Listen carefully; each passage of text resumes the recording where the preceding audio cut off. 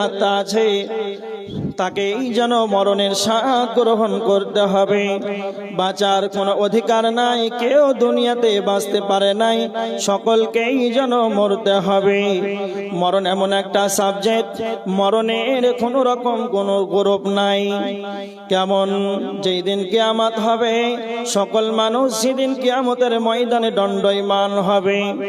সকলেই যেদিন দণ্ডায়মান হবে কিয়ামতের ময়দানে, সকলেই যেন জান্নাতে যাবে না। সারা পৃথিবীর মানুষ যেন সকলেই জান্নাতে যাবে না, সবাই যেন জাহান্নামে যাবে না। আল্লাহ রাব্বুল আলামিন সমস্ত মানুষদেরকে দুইটি ঠিকানা দিয়েছেন, একটি জাহান্নাম, একটি জান্নাত।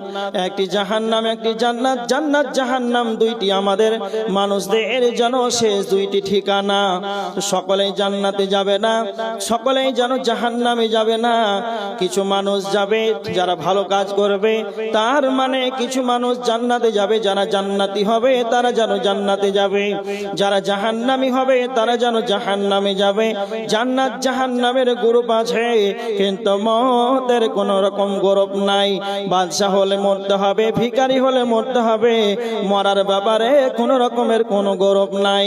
কেমন দেখেন সারা বিশ্বকে এমন একটা সময় অতিবাহিত হয়েছিল, ইতিহাস প্রমাণ করেছেন, ইতিহাস প্রমাণ করেন যেমন একটা সময় ছিল। বর্তমান সময় যখন এখন বর্তমান ধরেন 200টি দেশ যেন স্বাধীন দেশ রয়েছে, প্রত্যেকটা দেশের এক একজন করে যেন প্রধানমন্ত্রী রয়েছে। এমন একটা সময় যেন অতিবাহিত হয়েছিল, সারা পৃথিবীকে যেন একাই যেন শাসন করেছিল, পূর্ব থেকে পশ্চিম, দক্ষিণ থেকে উত্তর, এইভাবে করে সারা পৃথিবীর মালিকানা তার একাই ছিল। এইরকম বাদশাহ, 4 জন বাদশাহ যেন সারা পৃথিবীকে যেন শাসন করেছিল।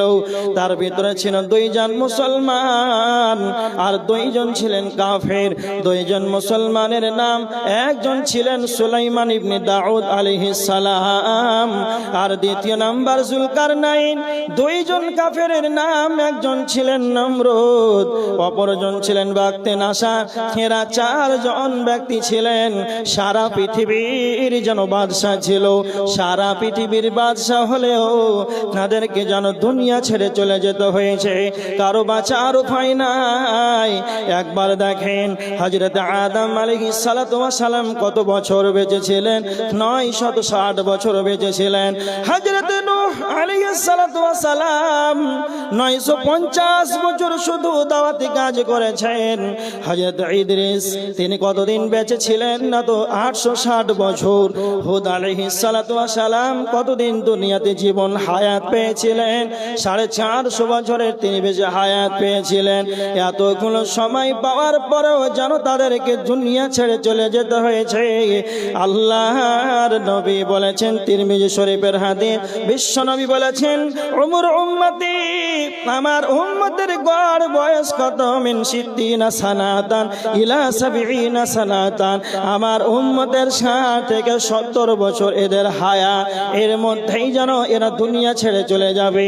তার মানে যারা 900 বছর সময় পেল, যারা 850 বছর পেল, যারা 650 বছর সময় পেল, তারাও যেন দুনিয়াতে থাকতে পারে নাই, তাদেরকেও যেন দুনিয়া ছেড়ে চলে যেতে হয়েছে। আর আজকে আমরা মুসলমান, 60-70 বছর নবীজির ভাষা এরা বাঁচবে, তারপর আমাদের মনে হয় না যেন আমরা পৃথিবী থেকে চলে যাব, পৃথিবী ছেড়ে যেন আমাদেরকে চলে যেতে হবে। এইটা নিয়ে আমাদের কোনো মাথা ব্যথা নাই। বিশ্ব নবী নবী মুহাম্মদুর রাসূলুল্লাহ সাল্লাল্লাহু আলাইহি ওয়াসাল্লাম, তিনি দুনিয়াতে নবী, আখিরাতে নবী, আল্লাহর পরে যার স্থান, এত বড় চরিত্রবান, আল্লাহর পরে যার স্থান, পৃথিবীর বুকে যতগুলো মানুষ এসেছে আর যতগুলো মানুষ এসেছিল আর যতগুলো মানুষ আসবে, আপনি গুগলে সার্চ করবেন, সব চাইতে চরিত্রবান ব্যক্তিকে, না তো আপনাকে উত্তর দিয়ে দেবে নবী মুহাম্মদুর রাসূলুল্লাহ সাল্লাল্লাহু আলাইহি ওয়াসাল্লাম। তাহলে এত বড় চরিত্রবান ব্যক্তিটিও বিশ্ব নবীকে আল্লাহ বলছেন, হে নবী, সূরা জুমারের 30 নম্বর আয়াত, ইন্নাকা মাইয়িতুন মাইয়িতুন, আপনাকে মরতে হবে, ইন্নাকা মাইয়িতুন, আপনাকে মরতে হবে। তার মানে বিশ্ব নবীকে মরতে হয়েছে।